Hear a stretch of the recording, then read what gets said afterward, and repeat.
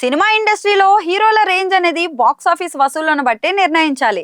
కానీ గత కొన్నేళ్లుగా పూర్తిగా వ్యతిరేకమైన ట్రెండ్ అయితే కనిపిస్తోంది. వరుస ఫ్లాపులతో నిర్మాతలను నష్టాల్లో ముంచుతున్న కొందరు హీరోలకు భారీ రెమ్యునరేషన్లు అయితే అందుతున్నాయి. అటు మార్కెట్ పడిపోయినా ఇటు ఓపెనింగ్స్ అంతగా లేకున్నా కానీ ఈ హీరోల మీద నిర్మాతలు ఎందుకు వెనకడుగు వేయడం లేదు? ఇదే ఇప్పుడు పరిశ్రమలో జరుగుతున్న పెద్ద ప్రశ్నగా మారింది. దీనికి ప్రధాన కారణం సినిమా తీయాలని ఉత్సాహం మాత్రమే కాదు, కొందరు నిర్మాతలు ఓటీటీ డీల్స్, ఇతర నాన్ థియేట్రికల్ వసూళ్లతో లాభాలు అందుకోవచ్చు అనే లెక్కలు అయితే వేసుకుంటున్నారు. అయితే ఇప్పుడది కూడా అంతంత మాత్రంగా మారిపోవడంతో అసలు లెక్క గల్లంతైపోతుంది. కొందరు పెద్ద స్టార్లు మాత్రమే థియేట్రికల్ బిజినెస్ లో నిలబడగలుగుతున్నారు.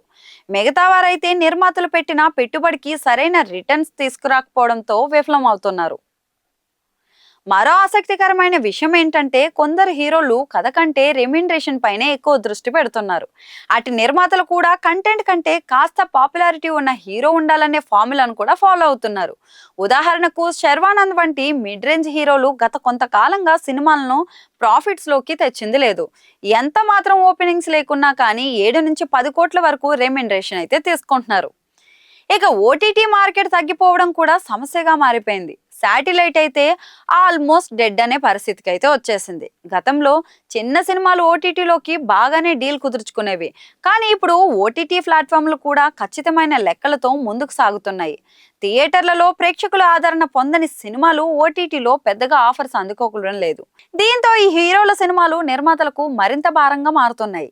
ఇంకో సమస్య ఏంటంటే ఈ తరహా హీరోల సినిమాలు పెట్టుబడిని సాధ్యమైనంత వరకు తిరిగి తెచ్చుకునేలా ప్లాన్ చేయడం లేదు. మార్కెట్ ను బట్టి బడ్జెట్ ను సమర్థవంతంగా వినియోగించాల్సిన అవసరం ఉంది. కానీ ఆ పని జరగకుండా సరైన లెక్కలు లేకుండా సినిమాలు మొదలవడం వల్ల ఫైనల్ గా నిర్మాతలకే భారంగా మారుతుంది. ఇక ఈ పరిస్థితి మారాలంటే హీరోలు తమ రెమ్యునరేషన్ తగ్గించుకోవాలి, లేదా షేర్ ప్రాఫిట్స్ తరహాలో నిర్మాతలపై భారం పడకుండా డీల్స్ మాట్లాడుకోవాలి. అలాగే కొత్త తరం కథలను కూడా ఎంచుకోవాలి. మార్కెట్ తగ్గినప్పుడు కూడా అదే విధంగా భారీ డిమాండ్స్ చేస్తే ఇండస్ట్రీలో మధ్య తరహా సినిమాలకు పూర్తిగా ప్రమాదం వాటిల్లే అవకాశం అయితే ఉంది. కాబట్టి స్టార్ స్టేటస్ కి మాత్రమే కాకుండా ప్రేక్షకుల ఆదరణకి విలువనిచ్చే కొత్త ట్రెండ్స్ వస్తేనే ఈ బరువు నిర్మాతలపై తగ్గే అవకాశం అయితే ఉంటుంది.